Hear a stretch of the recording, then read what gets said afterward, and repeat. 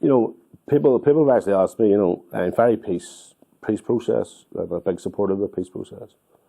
I think it was the right decision. I think, you know, the call ceasefires were big choices, big decisions. And I'll have to say, I salute the people who done that.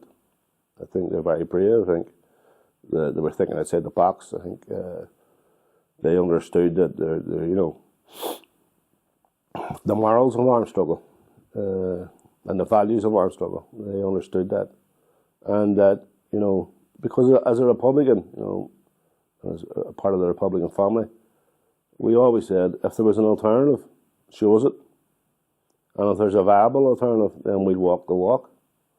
And in 1984, that's what happened. The context changed, and the Republican leadership changed the context, along with a number of other, I suppose, brave individuals. But the context changed, and people would say to me now, you know, like, you're big into the peace process and you're a big supporter of the peace process,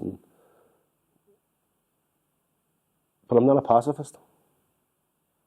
Don't make the mistake of assuming, because you're in support of a peace process which at its core is about political change and changing the circumstances in which grievances and injustices can actually be challenged and changed.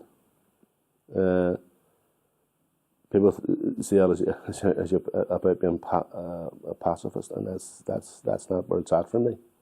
I didn't undergo some road to Damascus change. The change for me was about people making brave decisions and changing the actual context of the Northern conflict. And once that context changed and there was an alternative offered up, well, you know, I like to see myself as a rational person. I like to see myself as a political thinker.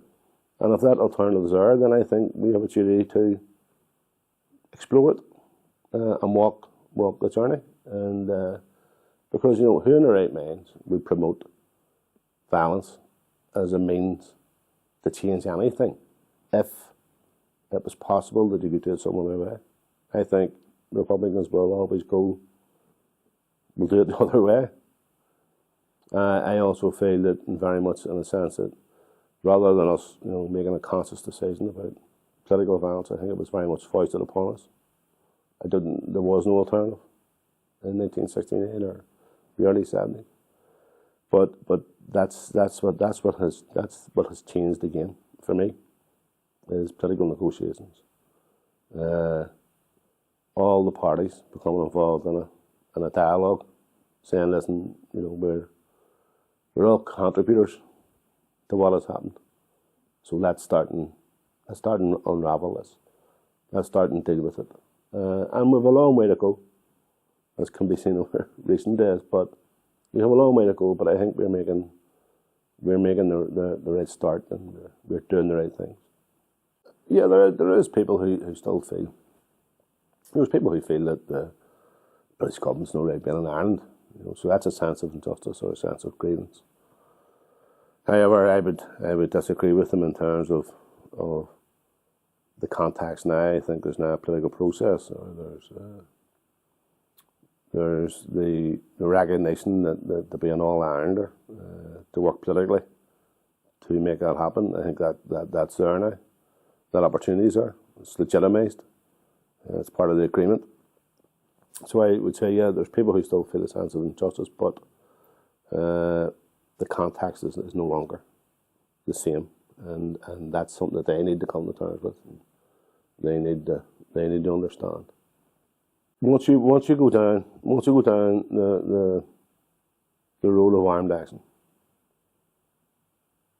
people are hurt, people lose their lives, and that can never be replaced.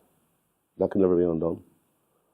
Where once you go down the road of political action, political debate, political activity, everything can be changed. Everything's possible.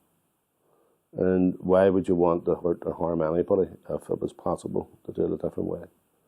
I just see that as